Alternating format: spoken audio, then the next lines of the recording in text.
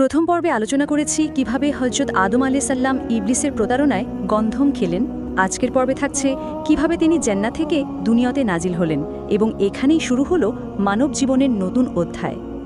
গন্ধম খাওয়ার পর হযরত আদম আলাইহিস সালামকে শরণদ্বীপ তথা সিংহল নামক স্থানে নামিয়ে দেওয়া হলো, আর বিবি হাওয়াকে নামিয়ে দেওয়া হলো জেদ্দা নামক শহরে।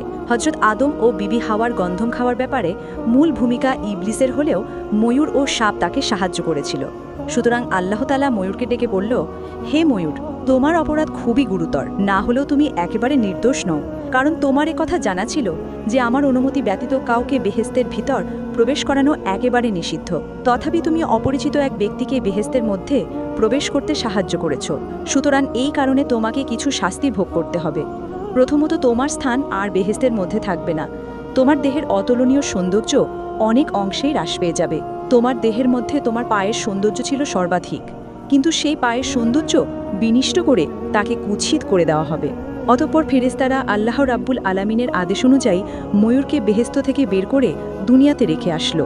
ময়ূরকে শাস্তি দেওয়ার পরে আল্লাহ রাব্বুল আলামিন সাপকে লক্ষ্য করে বললেন, হে সাপ, আমার সৃষ্টির প্রাণীকুলের মধ্যে তোমাকেই সর্বাধিক সৌন্দর্য দান করা হয়েছিল এবং আমি তোমাকে বেহেশতে রেখেছিলাম, কিন্তু তোমাকে এত সব মর্যাদা দেওয়ার পরেও তুমি আমার হুকুম অমান্য করেছ। আমার অনুমতি ব্যতীত তুমি অপরিচিত একজনকে বেহেশতের মধ্যে প্রবেশ করতে সাহায্য করেছ। এই অপরাধের ফলস্বরূপ তোমাকেও শাস্তি পেতে হবে। অতঃপর এই মুহূর্তে তোমাকে বেহেশতে থেকে বহিষ্কার করে দেওয়া হবে। তোমার অপরূপ সৌন্দর্য বিনিষ্ট করে তোমাকে কুৎসিত আকৃতির করে দেওয়া হবে। তুমি যেই পায়ের সাহায্যে ইবলিসকে বেহেশতে প্রবেশ করিয়েছিলে, তোমার সেই পা নিশ্চিহ্ন করে দেওয়া হবে এবং তোমাকে সারা জীবন পা ছাড়াই চলাফেরা করতে হবে। যেই মুখের ভেতরে করে তুমি ইবলিসকে বেহেশতে প্রবেশ করিয়েছিলে, তোমার সেই মুখে সুগন্ধের বদলে তীব্র বিষ ঢেলে দেওয়া হবে।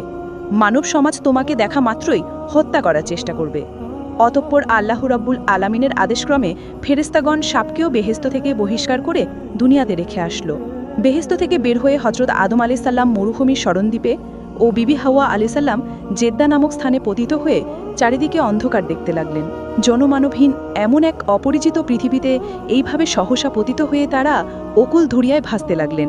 এত বড় প্রশস্ত দুনিয়াতে কে কোথায় রয়েছে তার ঠিকানা তাদের জানা ছিল না। সুতরাং বহু দূরবর্তী স্থানে বসে কেঁদে কেঁদে তারা বুক ভাসাতে লাগলেন। হযরত আদম আলাইহিস সালাম শরণদ্বীপে বসে কান্না করছিলেন। অপরদিকে জেদ্দায় পৌঁছে বিবি হাওয়া আলাইহিস সালাম একইভাবে ক্রন্দন করছিলেন। কোনো কোনো রেওয়ায়েতে পাওয়া যায় হযরত আদম ও বিবি হাওয়া আলাইহিস সালাম এরূপ একাধারে ৩০০ বছর কান্না করেছিলেন। এমন অবস্থায় প্রায় ৩০০ বছর অতিবাহিত হলো। এরপর আল্লাহ রাব্বুল আলামিন তার দুঃখ জর্জরিত এই বান্দাদের দিকে মনোনিবেশ করলেন এবং তিনি হযরত জিব্রাইল আলাইহিস সালামকে নির্দেশ দিলেন, হে জিব্রাইল, তুমি আমার বান্দা আদমের কাছে গিয়ে বলো সে যেন মক্কায়তে হজ করার জন্য যায়। আল্লাহর আদেশ পেয়ে হযরত আদম আলাইহিস সালাম সঙ্গে সঙ্গে মক্কার দিকে রওনা হলেন। মুফাসসিরগণ বলেছিলেন, যখন আদম আলাইহিস সালাম শরণদ্বীপ থেকে মক্কার দিকে রওনা হয়েছিলেন, আল্লাহ রাব্বুল আলামিন তখন শরণদ্বীপ হতে মক্কা শরীফ এত নিকটবর্তী করে দিয়েছিলেন যে মাত্র ৩০ বার কদম ফেলে হযরত আদম আলাইহিস সালাম মক্কা শরীফে পৌঁছে গেলেন। মক্কা শরীফে গিয়ে হযরত আদম আলাইহিস সালাম জবালে রহমত নামক স্থানে গিয়ে বসে পড়লেন। এরপর তিনি মানসিক ও শারীরিক ক্লান্তিতে একেবারে দুর্বল হয়ে পড়েছিলেন।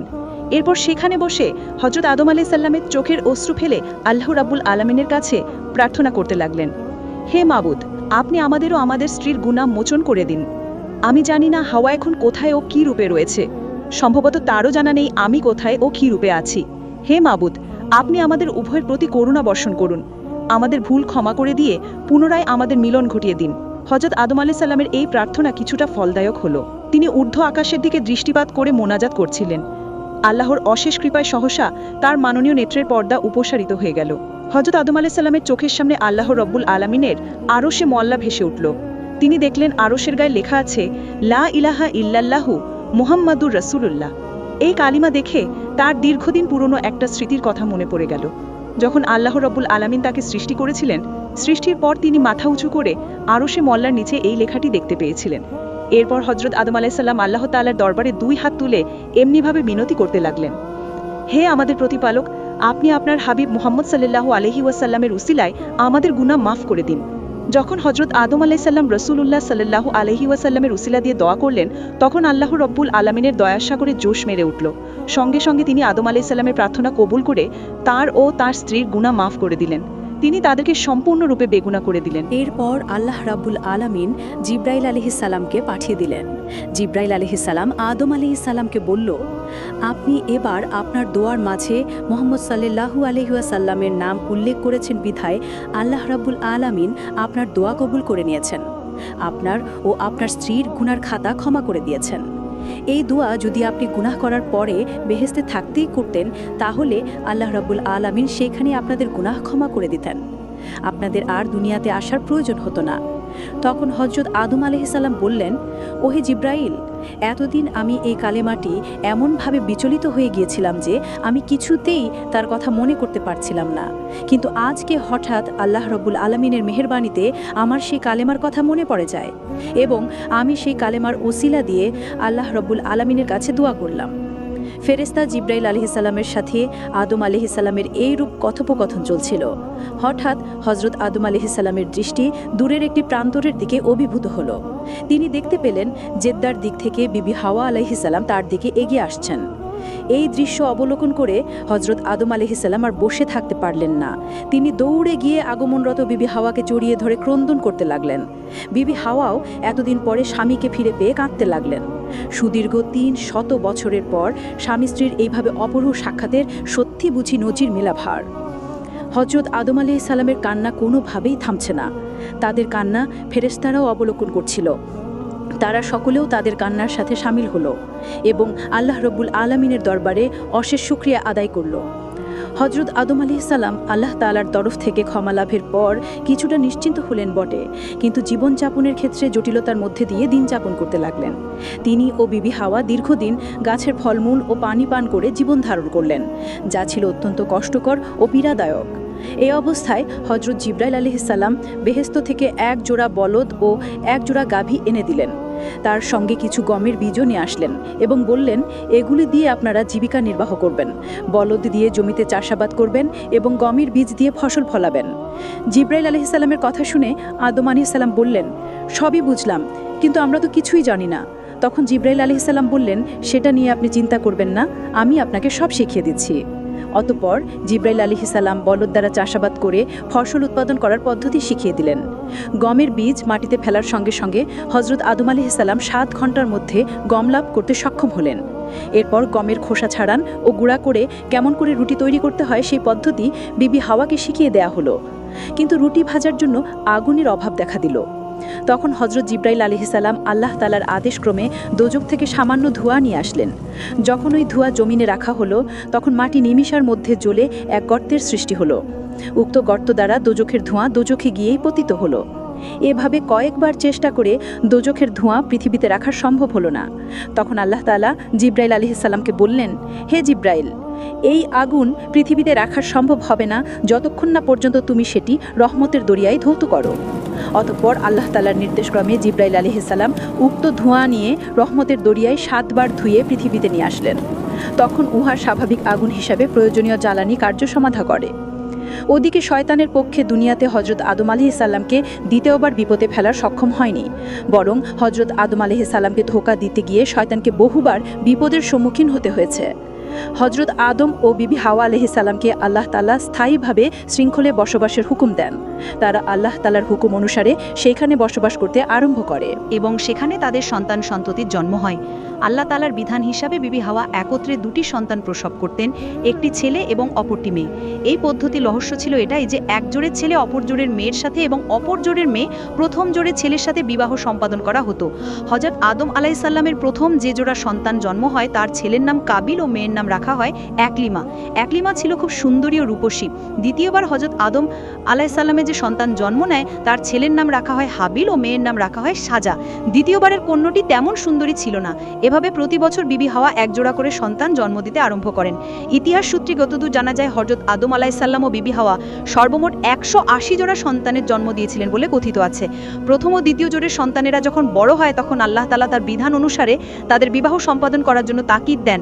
তখন হযরত আদম আলাইহিসসালাম প্রথম 2 জোড়ের সন্তানদেরকে ডাক দেন এবং বললেন, আল্লাহ তাআলার বিধান অনুসারে তোমাদের বিবাহ সম্পন্ন হবে। আর বিবাহের নিয়ম হলো এই যে প্রথম যারা ছেলের সাথে দ্বিতীয় জনের মেয়ে আর দ্বিতীয় জোড়ার মেয়ের সাথে প্রথম জোড়া ছেলের বিয়ে হবে, অর্থাৎ প্রথম জোড়ার কাবিল বিয়ে করবে সাজাকে এবং দ্বিতীয় জোড়ার হাবিল বিয়ে করবে আকলিমাকে। আদম আলাইসাল্লামের এইরূপ কথা শুনে কাবিল আপত্তি করে বলল, আমার বোন আকলিমাকে আমি বিবাহ করব। তখন হযরত আদম আলাইসাল্লাম বলেন, এটি আল্লাহ তাআলার বিধান নয়, কারণ সহোদর ভাই বোন কখনো বিয়ে করতে পারবে না, তাই তুমি তোমার বোন আকলিমাকে বিয়ে করতে পারবে না। কাবিল বলল, এটি আল্লাহর বিধান নয়, তার প্রমাণ কি? আমি কোনো মতে সাজাকে বিয়ে করতে পারবো না। ফলে সে অনেক জোড়াজুড়ি করতে লাগলো। এমত অবস্থায় পিতা হযরত আদম আলাইসাল্লাম একটি মীমাংসা করলেন। তিনি বললেন, তোমরা দুজনে আল্লাহর নামে কোরবানি দাও, যার কোরবানি আল্লাহ তাআলা কবুল করবেন তার ইচ্ছাই জয়ী হবে। সেই সময় কার কোরবানি কবুল হলো, কার কোরবানি কবুল হলো না তা কি রূপে বোঝা যায়? তখনকার কোরবানি এখনকার কোরবানির মতো ছিল না। সেই সময় কোনো জিনিস কোরবানি দিলে আকাশ থেকে আগুন এসে কোরবানি পুড়িয়ে দিত। কোরবানির বস্তুকে ভূমি থেকে ওপরে কোনো স্থানে উপস্থাপন করা হতো। আকাশ থেকে আগুন এসে যদি কোনো জিনিসকে পুড়িয়ে দিত তাহলে বোঝা যেত আল্লাহর দরবারে এই কোরবানি কবুল হয়েছে। পিতা আদম আলাইসাল্লামের মীমাংসা অনুযায়ী তারা দুজনেই কোরবানির বস্তু উপস্থাপন করলো আল্লাহ রাব্বুল আলামিনের কাছে। হাবিল একটি সুন্দর ও মোটা তাজা দুম্বা উৎসর্গ করলো, আর কাবিল তার কিছু সবজি ও শস্য উৎসর্গ করলো। তখন সবজি ও শস্য কোরবানির জন্য উৎসর্গ করা যেত।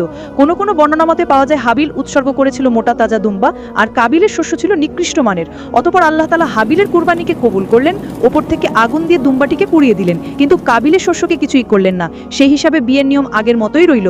হাবিল বিয়ে করবে কাবিনের জোড়া জন্ম নেওয়া মেয়েটিকে, অর্থাৎ একলিমাকে, কিন্তু কাবিল এই অপমান সহ্য করতে পারল না। কাবিল ইমানদারের ক্ষেত্রে খুবই অগ্রগামী ছিল না। সে পিতার সিদ্ধান্তকে মনে প্রাণে মেনে নিতে পারল না। সে হাবিলকে হুমকি দিয়ে বলল, তুমি আকলিমাকে পরিত্যাগ করো, না হয় আমি তোমাকে হত্যা করব। হাবিল সে কথাই বলল, আমি আল্লাহ ও রাসূলের সিদ্ধান্তের উপর বহাল থাকব, তাতে তুমি আমাকে ভয় প্রদর্শন করে পথভ্রষ্ট করতে পারবে না। কাবিল একথায় ভীষণ ক্রোধান্বিত হলো এবং হাবিলকে হত্যা করে প্রতিজ্ঞা করল। একদা হযরত আদম আলাইসাল্লাম ও হাওয়া আলাইসাল্লাম কাবাঘর জিয়ারতের জন্য মক্কা শরীফ চলে গেলেন। এদিকে কাবিল এই সময়টাকে তার দুরভিসন্ধি চরিতার্থের উপযোগী সময় হিসেবে বেছে নিল এবং হাবিলের পিছনে পিছনে ঘুরে বেড়াতে লাগলো। কাবিলের চিন্তা কার্যকর করার ক্ষেত্রে একটা প্রতিবন্ধকতা দেখা দিল। সেটা হলো কি উপায় তাকে হত্যা করবে তা সে স্থির করতে পারল না। এ সময় শয়তান দীর্ঘদিন পরে আদম আলাইসাল্লামের সন্তানদের ক্ষেত্রে একটু কাজ করার সুযোগ পেয়ে অত্যন্ত আনন্দিত হলো। সে কাবিলের সম্মুখে একজন পথচারী হিসেবে উপস্থিত হলো। পথচারী দেখলো পথচারীর সম্মুখ দিয়ে একটি সাপ অতিক্রম করছিল। এমন সময় পথচারী একটি খণ্ড ভারী পাথর এনে সাপের মাথায় আঘাত করলো। তাতে সাপের মাথা চূর্ণ বিচীর্ণ হয়ে গেল এবং অল্প সময়ের মধ্যে সাপটি মারা গেল। একাজ সমাধা করে পথচারী চলে গেল। কাবিল এই দৃশ্য দেখে হত্যার উপযুক্ত কৌশল গ্রহণ করলো। অতঃপর সে হাবিলের খোঁজ খবরে বের হলো।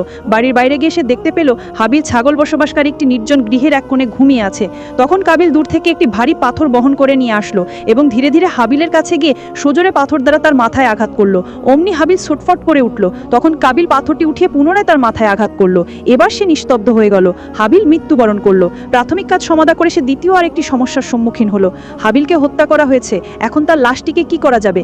যদি এভাবে রাস্তার পাশে লাশটি পড়ে থাকে তাহলে তার অন্যান্য ভাইরা এই হত্যার রহস্য অবশ্যই উদ্ঘাটন করে ফেলবে। কাবিল এ বিষয় নিয়ে খুবই দুশ্চিন্তাগ্রস্ত হলো। এমনকি সে দু চোখের পানি ছেড়ে দিয়ে অঝোর নয়নে কাঁদতে লাগলো। এমন সময় সে একটু দূরে দেখতে পেল দুটি কাক ভীষণ যুদ্ধে ও মারামারিতে লিপ্ত। কিছুক্ষণ মরণপন্ন যুদ্ধ করার ফলে একটি কাক মৃত্যুবরণ করলো। হত্যাকারী কাকটি নিজ ঠোঁট ও পা দ্বারা মাটিতে একটা বড় গর্ত করে নিল এবং মৃত কাকটিকে টেনে এনে সেই গর্তের মধ্যে ফেলে ওপরে মাটি দিয়ে ঢেকে দিল। একাজ সমাধা করে কাকটি উড়ে চলে গেল। কাবিলের দৃশ্য দেখে নিজের জন্য পথ পেয়ে গেল। তাড়াতাড়ি সে নিকটবর্তী স্থানে একটি কবর খনন করলো এবং তার মধ্যে হাবিলকে রেখে মাটি চাপা দিল। কাকের ঘটনা সম্পর্কে তাফসির কারকগণ লিখেছেন যে কাক দুটি ছিল আল্লাহর ফেরেশতা। এ ফেরেশতাকে পাঠিয়ে আল্লাহ তাআলা মৃতদেহকে কিভাবে দাফন করতে হয় তা পৃথিবীর মানুষকে শিক্ষাদানের জন্য এই ঘটনা অবতরণ করেন।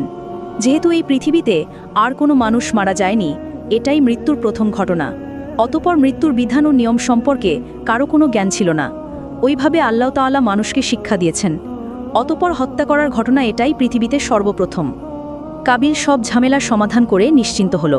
এইবার সে মহা আনন্দে ইকলিমাকে বিয়ে করবে। পৃথিবীতে তার আর কোনো প্রতিবন্ধকতা নেই, তাই মনের আনন্দে সে পথ চলতে আরম্ভ করল। হঠাৎ আল্লাহ তাআলার ইঙ্গিতে তার হাঁটু পর্যন্ত মাটির মধ্যে গেড়ে গেল। কাবিল তা উঠানোর জন্য যথেষ্ট চেষ্টা করল। বারবার আল্লাহ তাআলার নাম স্মরণ করল এবং তার করুণা ভিক্ষা চাইল।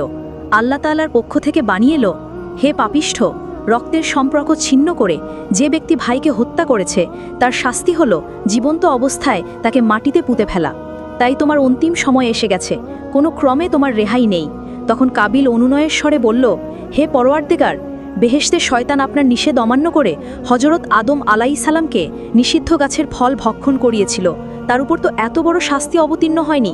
এছাড়া হযরত আদম ও বিবি হাওয়া আলাইহিসসালাম সরাসরি আপনার আদেশ লঙ্ঘন করল, তাদেরকেও এত বড় শাস্তি প্রদান করেননি। সেখানে আমার উপর এত বড় শাস্তি চাপানো কি অন্যায় নয়? তখন তাকে জবাব দেয়া হলো, তারা কেউ রক্তের বন্ধনের ভাইকে হত্যা করেনি। তোর অপরাধের তুলনায় তাদের অপরাধ শতভাগের 1 ভাগ। এরপরে কাবিলের কোমর পর্যন্ত মাটি গ্রাস করে নিল। সে বলল, আমার পাপ কার্যের ধরন সর্বনিকৃষ্ট, অতএব আমাকে আল্লাহ তাআলা চরম শাস্তি দিবেন। তাই সে চিৎকার দিয়ে আল্লাহ তাআলার দরবারে ফরিয়াদ করল, হে মহান প্রভু, আপনি আমার পিতা হযরত আদম আলাইহিস সালামকে যে কলেমার উসিলায় ক্ষমা করেছিলেন, আমি সে কলেমা পাঠ করছি, লা ইলাহা ইল্লাল্লাহু মুহাম্মাদুর রাসূলুল্লাহ। এখন এ কলেমার বরকতে আমাকে ক্ষমা করুন। এরপরে কাবিলকে ছেড়ে দেওয়ার জন্য আল্লাহ তাআলা মাটিকে হুকুম দিলেন। অমনি মাটি তাকে ছেড়ে দিল। এবার কাবিল নিজকে পাপমুক্ত মনে করল, তাই সে ইকলিমাকে ধর্ষণ করতে অগ্রসর হলো। তখন আল্লাহ তাআলা কাবিলকে ফেরেশতা দ্বারা এক নির্জন এলাকায় নির্বাসন দিলেন। সেখানে তাকে এক মহাশাস্তির মধ্যে রেখে দিলেন। জনৈক ফেরেশতাকে নিয়োগ করে দিলেন যে এক কঠিন পাথর দ্বারা তার মাথা চূর্ণ বিচূর্ণ করে দিবে। ক্ষণকাল পরে মাথা ঠিক হবে, আবার পাথর দ্বারা চূর্ণ বিচূর্ণ করে দিবে। আল্লাহ তাআলা এভাবে কিয়ামত পর্যন্ত তাকে শাস্তি প্রদানের হুকুম দিয়েছেন। কাবিল পাথরের প্রতি আঘাতের যন্ত্রণায় আকাশবিদারী চিৎকার দিয়ে উঠে এবং জ্ঞান হারিয়ে ফেলে। পুনরায় যখন তার হুঁশ আসে তখন তাকে দ্বিতীয়বার আঘাত করা হয়। এদিকে হযরত আদম আলাইহিস সালাম হজ সমাধা করে দেশে এসে হাবিলকে দেখতে পেলেন না। তখন আদম ও হাওয়া উভয়ের মন খুব অস্থির হয়ে উঠল, কারণ হাবিল ছিল পিতামাতার অত্যন্ত প্রিয়। হাবিল যেমন ছিল ন্যায়পরায়ণ, সৎ, সাহসী, তেমনি ধর্মানুরাগী ও পিতামাতার প্রতি শ্রদ্ধাশীল। তাই পিতামাতা তাকে না পেয়ে খুবই অস্থির হয়ে গেলেন। এক্ষেত্রে কাবিলের কথা তারা ভুলেও স্মরণ করলেন না, কারণ তার চরিত্র ছিল খারাপ, ধর্মকর্মের বালাই তার মধ্যে অদৌ ছিল না। এজন্য পিতামাতা কখনোই তাকে সহ্য করত না, সর্বদা তার থেকে দূরে থাকা নিরাপদ মনে করতেন। হযরত আদম আলাইহিস সালাম ও হাওয়া পুত্রশোকে পাগলপ্রায় হয়ে পৃথিবীর বিভিন্ন স্থানে অনুসন্ধান আরম্ভ করলেন। একদা জিব্রাইল আলাইহিস সালাম তাদের কান্না দেখে আর সহ্য করতে পারল না। তখন হযরত আদম ও হাওয়ার নিকটবর্তী হয়ে বললেন, আপনার প্রাণপ্রিয় সন্তান হাবিলকে আপনার কুপুত্র কাবিল হত্যা করেছে এবং তাকে বিনা জানাজায় অমুক স্থানে দাফন করেছে। তখন হযরত আদম আলাইহিস সালাম হাবিলের কবর দেখার জন্য আবেদন জানালো। জিব্রাইল আলাইহিস সালাম তখন হযরত আদম ও হাওয়াকে নিয়ে হাবিলের কবরের কাছে পৌঁছে বললেন, এটাই হাবিলের কবর।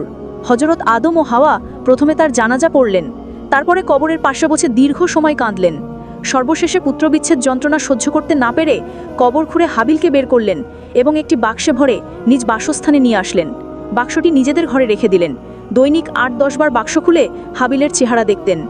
একদা জিব্রাইল আলাইহিস সালাম এসে হযরত আদম আলাইহিস সালামকে বললেন, মৃত্যু লাশ এভাবে রাখা আল্লাহর তাআলার বিধান নয়, অতএব আল্লাহ তাআলার সন্তুষ্টির জন্য এ লাশকে কবরে দাফন করুন। হযরত আদম আলাইহিস সালাম অন্যান্য সন্তানদেরকে নিয়ে আরেকবার জানাজা পড়ে নিজ ঘরের মধ্যে একপাশে হাবিলের লাশ দাফন করলেন। হযরত আদম আলাইহিস সালামের তৃতীয়বারের পুত্র সন্তানের নাম ছিল হযরত শীশ আলাইহিস সালাম।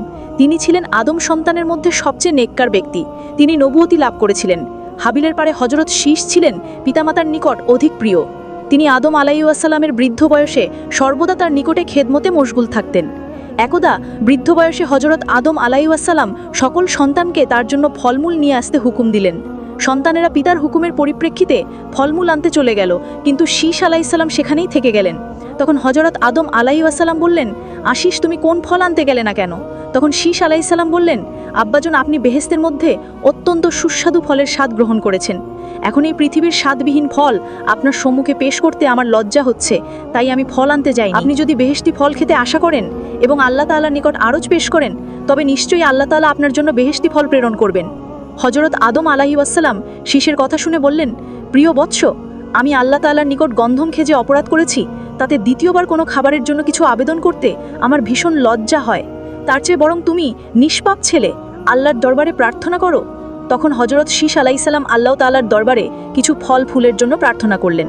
আল্লাহ তাআলা হযরত শীশ আলাইহিস সালামের আবেদনের পরিপ্রেক্ষিতে অনেকগুলো ঝুড়ি ফল বোঝাই করে একজন হুরকে দিয়ে হযরত শীশের নিকট পাঠিয়ে দিলেন। হুর হযরত শীশের নিকটে এসে বললেন, আল্লাহ তাআলা আমাকে সহ সব ফলমূল আপনার জন্য প্রেরণ করেছেন। তখন হযরত শীশ আলাইহিস সালাম সবকিছু নিয়ে পিতার সম্মুখে হাজির হলেন। হযরত আদম আলাইহিস সালাম বেহেশতি ফল খেলেন। সর্বশেষে শীশ আলাইহিস সালামের সঙ্গে বেহেশতি হুরের বিবাহ করে দিলেন। অতঃপর হুরকে বললেন, মা, তুমি এখন বেহেশতে চলে যাও, যেহেতু পৃথিবীতে তোমার উপযোগী পরিবেশ নেই। তোমার সাথে একদিন বেহেশতেই শীশের মিলন হবে, পৃথিবীতে নয়। তখন হুর সালাম দিয়ে বিদায় গ্রহণ করলেন। হযরত আদম আলাইহিস সালাম প্রায় 1200 বছর জীবিত ছিলেন। এর মধ্যে তার 350 সন্তান জন্মগ্রহণ করে। সন্তানদের অধিকাংশকে তিনি নিজের পার্থিব পারলৌকিক তালিম দান করেন। তার সন্তানদের মধ্যে কাবিল ছাড়া সকলেই ঈমানদার ছিলেন। হজরত আদম আলাইহিসসালাম জীবনের শেষ দিকে মোটামুটি আরামায়েশে কাটিয়েছেন। তিনি নিজে নবী হওয়া সত্ত্বেও হজরত মুহাম্মদ সাল্লাল্লাহু আলাইহি উম্মতের অন্তর্ভুক্তির ভাগ্য লাভ করেন। তিনি অল্পদিন রোগ ভোগের পরে ইহলোক ত্যাগ করেন। তাকে সিংহলের এক সুরম্য স্থানে দাফন করা হয়। মানুষ পৃথিবীর বিভিন্ন দেশ থেকে তার মাজার জিয়ারতের লক্ষ্যে সিংহল যাত্রা করে থাকেন। আজ পর্যন্ত তার মাজার জিয়ারতের কার্য অব্যাহত রয়েছে।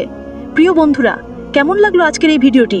ভালো লাগলে সাবস্ক্রাইব করে পাশে থাকুন পরবর্তী ভিডিওটি সবার আগে পাওয়ার জন্য। আজকের মধ্যে এখানে বিদায় নিলাম। আল্লাহ হাফেজ। আসসালামু আলাইকুম ওয়া রাহমাতুল্লাহি ওয়া বারাকাতুহু।